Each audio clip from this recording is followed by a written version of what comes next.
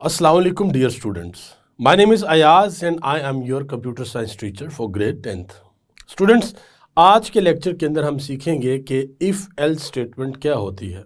आपको याद होगा मैं अपने प्रीवियस लेक्चर्स में इफ़ स्टेटमेंट के बारे में पढ़ा था। आज हम देखेंगे कि इफ़ एल्स स्टेटमेंट क्या होती है और इसके स्ट्रक्चर के बारे में भी देखेंगे कि इसका स्ट्रक्चर क्या होता है और हम उसको किस तरीके से यूज़ करते हैं। सो आइए अपना आज का लेक्चर स्टार्ट करते हैं। डियर स्टूडेंट्स, हमने अपने प्रीवियस लेक्चर्स में इफ़ स्टेटमेंट के बारे में पढ़ा था। हमने डिफरेंट प्रोग्राम्स किए थे जिसमें हमने सिंगल कंडीशन के साथ भी इफ़ को यूज़ किया था, इफ़ स्टेटमेंट को यूज़ किया था, और उसके बाद हमने मल्टीपल कंडीशन के साथ भी इफ़ स्टेटमेंट का इस्तेमाल किया था। हमने ये देखा था कि जब हम अपने प्रोग्राम में कोई कंडीशन अप्लाई करते हैं, फिर उस कंडीशन के साथ कोई कोड एसोसिएट करना हो, उस कोड को हमने एग्जीक्यूट करना हो, तो वो हम किस तरीके से करवाते हैं। हमने एक प्रोग्राम के अंदर एक फॉर्मूले को फॉलो करते हुए एक मार्केटिंग फर्म के एम्प्लॉय की सैलरी भी कैलकुलेट की थी। स्टूडेंट्स, हमने अभी तक जो इफ़ स्टेटमेंट पढ़ी है उसमें क्या था कि उसमें हमारे पास एक कंडीशन होती थी। वो कंडीशन अगर ट्रू होती थी तो हमारा एसोसिएटेड कोड जो है वो एग्जीक्यूट हो जाता था। लेकिन अगर वो कंडीशन ट्रू नहीं होती थी, अगर वो कंडीशन फॉल्स होती थी, तो फिर क्या होता था, फिर हमारा कोई कोड जो है वो एग्जीक्यूट नहीं होता था। क्योंकि हमारी जो कंडीशन है वो फॉल्स थी और ट्रू के साथ हमने कोई एसोसिएट कोड रखा हुआ था। हमने प्रोग्राम में ये कहीं भी नहीं बताया कि अगर हमारी कंडीशन फॉल्स है तो क्या करना है। उसमें सिर्फ ये था कि हमारा कोड जो है वो कोई भी कोड एग्जीक्यूट नहीं होता था क्योंकि कंडीशन हमारी फॉल्स होती थी। स्टूडेंट्स, अगर हमारे पास सिनेरियो कुछ इस तरह से हो कि हमारी एक कंडीशन है, अगर वो कंडीशन ठीक होती है, ट्रू होती है, तो फिर हम उसको एक कोड एसोसिएट कर देते हैं।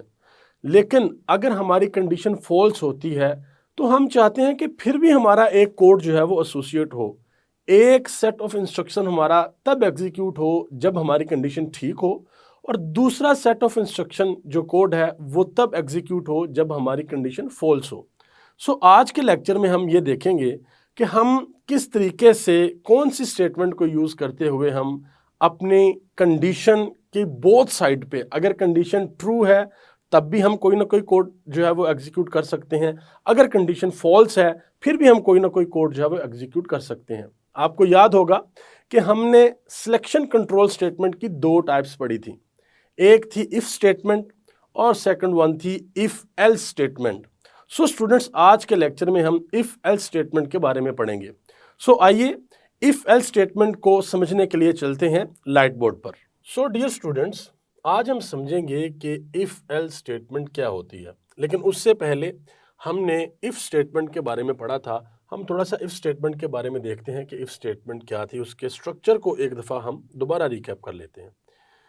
इफ स्टेटमेंट क्या थी कि हमारे पास एक कंडीशन होती थी। इफ, ये जो कीवर्ड यूज करते थे हम, ये इफ का कीवर्ड है जो कि रिजर्व वर्ड है सी लैंग्वेज के अंदर। और यहाँ पे हम क्या करते थे, यहाँ पे हम एक कंडीशन लिख देते थे। लेट्स सपोज अगर हमने एक इंटीजर टाइप का वेरिएबल लिया है जिसकी वैल्यू है a इज इक्वल टू 2 और इसकी टाइप है इंट, और हम इफ के अंदर ये कंडीशन रख देते थे कि if a is greater than 1, तो फिर यहाँ पे हम कोई ना कोई स्टेटमेंट जो है वो प्रिंट करवा देते थे प्रिंट एफ के थ्रू। हम इस तरीके से यूज़ करते थे किसको, इफ स्टेटमेंट को। लेकिन हमने एक और चीज़ भी बहुत इंपॉर्टेंट पढ़ी थी इफ स्टेटमेंट को यूज़ करते हुए, कि जब इफ स्टेटमेंट में हम कोई ना कोई कंडीशन अप्लाई करते हैं यहाँ पे, तो उसके बाद जो एसोसिएट कोड है जो हमने एग्जीक्यूट करवाना होता है वो कोड हमारा एग्जीक्यूट हो जाता है। लेकिन एक बात बहुत इंपॉर्टेंट थी, वो ये थी कि लेट्स सपोज आपने यहाँ पे एक स्टेटमेंट लिखी है, ये स्टेटमेंट 1 है और ये स्टेटमेंट 2 है। जब आप इफ़ कंडीशन को यूज़ करते हुए, इफ़ स्टेटमेंट को यूज़ करते हुए आप जब इस कोड को रन करेंगे तो क्या होगा, अगर तो आपकी ये वाली कंडीशन जो है ये ट्रू है तो क्या होगा, ये आपकी दोनों जो स्टेटमेंट है ये प्रिंट हो जाएंगी। लेकिन अगर आपकी कंडीशन ठीक नहीं है, कंडीशन फॉल्स है, तो फिर क्या होगा, फिर आपकी नीचे वाली स्टेटमेंट जो है वो प्रिंट हो जाएगी, ये वाली स्टेटमेंट जो है ये प्रिंट नहीं होगी। इसके बारे में हमने सीखा था कि ये जो आपकी पहली स्टेटमेंट है ये पार्ट है आपकी इफ स्टेटमेंट का, लेकिन जो दूसरी स्टेटमेंट है ये आपकी, ये वाली स्टेटमेंट आपकी इंडिपेंडेंट स्टेटमेंट है, ये इफ का पार्ट नहीं है। बट अगर हमने क्या करना हो, अगर हमने इस इफ कंडीशन के अंदर इन दोनों स्टेटमेंट्स को रखना हो तो फिर हम क्या करते थे। लेट्स सपोज कि हमारे पास एक इफ कंडीशन है, let's suppose A is greater than 1। यहाँ पे दो स्टेटमेंट्स जो है, ये स्टेटमेंट 1 है और ये स्टेटमेंट 2 है। अगर हम इसको, इन दोनों स्टेटमेंट्स को अगर एग्जीक्यूट करवाना चाहते हैं तो उसके लिए हम क्या करते थे, फिर उसके लिए हम करली ब्रैकेट्स का इस्तेमाल करते थे। जब आपके जो स्टेटमेंट्स हैं, आपके स्टेटमेंट्स 1 है, 2 है, 3 है, 4 है या 5 हैं, जब वो क्लोज होगी इस ब्रैकेट और इस ब्रैकेट में, तो फिर वो आपकी सारी की सारी स्टेटमेंट जो है वो एग्जीक्यूट होंगी आपकी कंडीशन की बेस पे। अगर आपकी कंडीशन ट्रू होती है, अगर आपकी कंडीशन ट्रू होती है तो ये स्टेटमेंट सारी की सारी जो है वो एग्जीक्यूट होंगी। अगर आपकी कंडीशन जो है वो फॉल्स होती है तो आपकी ये वाली स्टेटमेंट एग्जीक्यूट नहीं होगी। एक कोड एग्जाम्पल भी नीचे है, हम उसको देख सकते हैं। Int a is equal to 2 है। If a is greater than 1, अगर ए ग्रेटर देन 1 है तो क्या कर दो, तो फिर ए इज ग्रेटर देन 1 ये वाली लाइन जो है ये हम एग्जीक्यूट करवा देंगे, इसको प्रिंट करवा देंगे। बट अगर ये वाली कंडीशन हम इस तरीके से लिख दें कि ए इज लेस देन 1, तो कंडीशन जो है वो तो हमारी हो जाएगी फॉल्स, क्योंकि ए जो है वो ग्रेटर देन 1 है। तो फिर क्या होगा, फिर हमारी ये वाली जो स्टेटमेंट है ये तो एग्जीक्यूट हो जाएगी, लेकिन ये वाली स्टेटमेंट एग्जीक्यूट नहीं होगी। क्यों नहीं होगी, क्योंकि इस एसोसिएट जो कंडीशन है वो हमारी फॉल्स है और ये एज अ इंडिपेंडेंट जो है वो एग्जीक्यूट हो जाएगी। बट अगर मैं ये चाहूँ कि हम इन दोनों स्टेटमेंट्स को इफ़ के साथ एसोसिएट करना चाहते हैं, यानी कि इफ़ के साथ लिंक करना चाहते हैं, या ये कह लें कि जो हमारा एसोसिएट कोड है उसके अंदर हम इन दोनों स्टेटमेंट्स को इंक्लूड करना चाहते हैं, तो उसके लिए हमें क्या करना पड़ेगा, उसके लिए हमें करली ब्रैकेट्स का इस्तेमाल करना पड़ेगा। इसको आप यहाँ पे लिख लें, इस जगह पे लिख लें या इस जगह पे लिख लें, इससे कोई फ़र्क नहीं पड़ता। लेकिन अच्छी प्रैक्टिस कोड की ये है कि आप इसकी स्टार्टिंग यहाँ से करें, क्लोजिंग यहाँ पे करें और इनके इन बिटवीन अपनी स्टेटमेंट्स जो हैं उनको लिखें। स्टूडेंट्स, ये थी हमारी इफ स्टेटमेंट।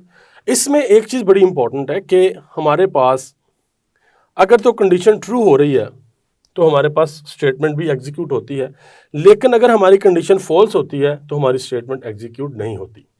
अब हम आते हैं इस चीज़ पे कि अगर हमारी स्टेटमेंट फॉल्स है फिर भी हमने कोई ना कोई कोड जो है वो एग्जीक्यूट करवाना है, कोई ना कोई स्टेटमेंट एग्जीक्यूट करवानी है, तो उसके लिए हम क्या करेंगे। उसके लिए फिर आती है हमारे पास इफ़ एल्स स्टेटमेंट। सबसे पहले हम इफ़ एल्स स्टेटमेंट का स्ट्रक्चर देखते हैं कि इफ़ एल्स स्टेटमेंट का स्ट्रक्चर क्या है। तो ये स्ट्रक्चर है हमारे पास इफ़ एल्स स्टेटमेंट का, बिल्कुल इफ़ की तरह। देखें, पहला पार्ट जो है वो ये हमारे पास कीवर्ड है और ये हमने राउंड ब्रैकेट स्टार्ट की, क्लोज की, और यहाँ पे हमने अपनी कंडीशन लिख देनी है, जो भी हमारी कंडीशन है। और फिर यहाँ पे ये एसोसिएटेड कोड है और उसके बाद फिर एल्स है और फिर ये एल्स का एसोसिएटेड कोड है कि अगर ये हमारी कंडीशन ट्रू होती है तो क्या होगा, फिर हमारा ये वाला कोड एग्जीक्यूट हो जाएगा। लेकिन अगर ये वाली हमारी कंडीशन ट्रू नहीं होती, अगर ये कंडीशन हमारी फॉल्स हो जाती है, तो फिर क्या होगा, फिर ये वाला कोड एग्जीक्यूट होगा। अब हमारे पास ऑप्शन है। ऑप्शन क्या है कि अगर हम कोई कंडीशन लगाते हैं, हम सिंगल कंडीशन लगाएं या मल्टीपल कंडीशन लगाएं, हमने अपने प्रीवियस प्रोग्राम्स के अंदर मल्टीपल कंडीशन भी लगा के देखी, जो कि हम एंड ऑपरेटर के साथ लगाते थे या और ऑपरेटर के साथ लगाते थे।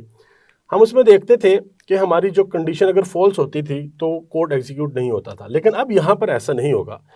इफ़ एल्स स्टेटमेंट में क्या होगा कि अगर कंडीशन ट्रू है तो क्या होगा, आपका ये कोड जो है वो एग्जीक्यूट हो जाएगा। लेकिन अगर कंडीशन ट्रू नहीं है, अगर हमारी कंडीशन फॉल्स है, तो फिर क्या होगा, फिर हमारा ये वाला जो कोड है ये एग्जीक्यूट हो जाएगा। स्टूडेंट्स, इफ एल्स स्टेटमेंट और एल्स स्टेटमेंट के अंदर जो बेसिक डिफरेंस है वो यही है कि इफ स्टेटमेंट में हमारे पास ये ऑप्शन नहीं है कि अगर हमारी जो स्टेटमेंट है वो फॉल्स हो जाए तो तब अगर हम कोई कोड एग्जीक्यूट करवाना चाहें तो हम सिंपल इफ स्टेटमेंट में वो नहीं करवा सकते।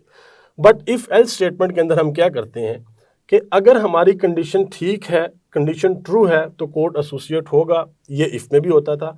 बट इफ एल्स के अंदर क्या होगा कि अगर हमारी कंडीशन ठीक नहीं है, अगर हमारी कंडीशन रॉन्ग है, तो फिर भी हम कोई ना कोई कोड उसको एसोसिएट करवा सकते हैं। ये आपके सामने है। अब यहाँ पे फ्लो चार्ट की मदद से भी थोड़ा सा इफ एल्स स्टेटमेंट को हम समझने की कोशिश करते हैं। लेट्स सपोज के यहाँ से हमारा प्रोग्राम स्टार्ट होता है। प्रोग्राम स्टार्ट होता है और प्रोग्राम स्टार्ट होने के बाद हमारे पास एक कंडीशन है, इफ की कंडीशन, ये आप देख सकते हैं। अब इफ की कंडीशन की हमारे पास दो ऑप्शंस हैं, या तो इफ की कंडीशन हमारी ट्रू हो जाएगी, तो या फिर इफ की कंडीशन हमारी क्या हो जाएगी, फॉल्स हो जाएगी। जब इफ की कंडीशन हमारी ट्रू होगी तो उसके बाद क्या होगा, उसके बाद हमने यहाँ पे एक कोड, एसोसिएटेड कोड रखा होगा, या सेट ऑफ इंस्ट्रक्शंस कह लें या स्टेटमेंट्स कह लें, जो कि एग्जीक्यूट हो जाएंगी जब हमारी कंडीशन है वो ठीक होगी। लेकिन अगर हमारी कंडीशन फॉल्स होगी फिर क्या होगा। इफ में होता था कि अगर कंडीशन फॉल्स हो गई है तो हमारा कोई भी कोड एग्जीक्यूट नहीं होता था। लेकिन इफ एल्स में क्या होगा कि अगर हमारी कंडीशन फॉल्स हो गई है तो फिर हमने जो एसोसिएटेड कोड है, जो एल्स के अंदर हमने यहाँ पे लिखा हुआ है, वो कोड हमारा क्या हो जाएगा, एग्जीक्यूट हो जाएगा। यानी कि अब कंडीशन ट्रू हो या कंडीशन हमारी फॉल्स हो, दोनों सूरतों के अंदर, दोनों कंडीशंस के अंदर हमारे पास क्या होगा कि कोई ना कोई कोड हमारा एग्जीक्यूट होगा। सो स्टूडेंट्स, यहाँ पे फिर हमारा प्रोग्राम जो है वो स्टॉप हो जाएगा। अब यहाँ पे एक बहुत इंपॉर्टेंट बात है, वो हमने अब सीखनी है कि वो क्या है। लेट्स सपोज हम इफ एल्स स्टेटमेंट में यहाँ पे एक कंडीशन देते हैं और कंडीशन दे के यहाँ पे एक स्टेटमेंट दे देते हैं। स्टूडेंट्स, ये तो अभी हमने सिर्फ एक स्टेटमेंट लिखी है। अब सोचें कि अगर यहाँ पे हमारे पास सेकंड स्टेटमेंट भी हो, वो कोई भी स्टेटमेंट हो सकती है, तो फिर क्या होगा। इफ के केस में क्या होता था कि हमारी जो सेकंड स्टेटमेंट होती थी वो इंडिपेंडेंट चलती थी, यानी कि हमारी कंडीशन ट्रू हो रही है या हमारी कंडीशन फॉल्स हो रही है, ये वाली जो सेकंड स्टेटमेंट है ये हमारी चलती थी। ये क्यों चलती थी, क्योंकि ये एज अ इंडिपेंडेंट चलती थी, इसका इफ के साथ कोई लिंक नहीं था। लेकिन यहाँ पे ज़रा सिनेरियो थोड़ा सा डिफरेंट है। यहाँ पे जो हमारा इफ एल्स का जो स्ट्रक्चर है उसमें क्या है कि ये जो एल्स है ये पार्ट है किसका, इफ का। ये इफ के साथ एसोसिएट है। ऐसा तो हो सकता है कि हमारे पास इफ की स्टेटमेंट हो और उसके अंदर एल्स ना हो, यानी कि इफ की स्टेटमेंट जो है विदाउट एल्स हो सकती है, लेकिन एल्स जो है वो विदाउट इफ नहीं हो सकता। क्यों, क्योंकि एल्स जो है वो पार्ट है किसका, इफ का। अगर इफ नहीं होगा तो हमारे पास एल्स भी नहीं होगा। या अगर हम इस तरह की कोई मिस्टेक अपने प्रोग्राम में करेंगे तो फिर हमारा प्रोग्राम हमें क्या देगा, एरर देगा।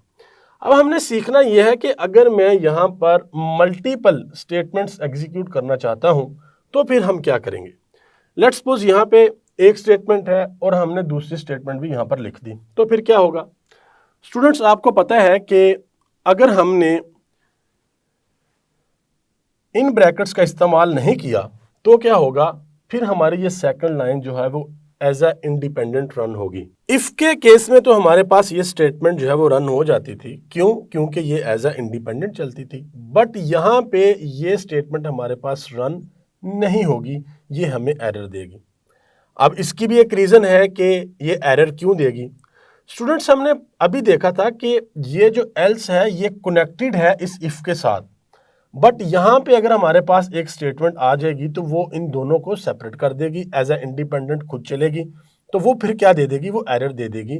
तो अगर हमने मल्टीपल स्टेटमेंट्स को रन करना है तो उसके लिए हमें क्या करना होगा, उसके लिए हमें यहाँ पे करली ब्रैकेट्स का इस्तेमाल करना होगा। हम इसको यहाँ से स्टार्ट करके यहाँ पे क्लोज कर लें या यहाँ पे स्टार्ट करके यहाँ पे क्लोज कर लें, एक ही बात है।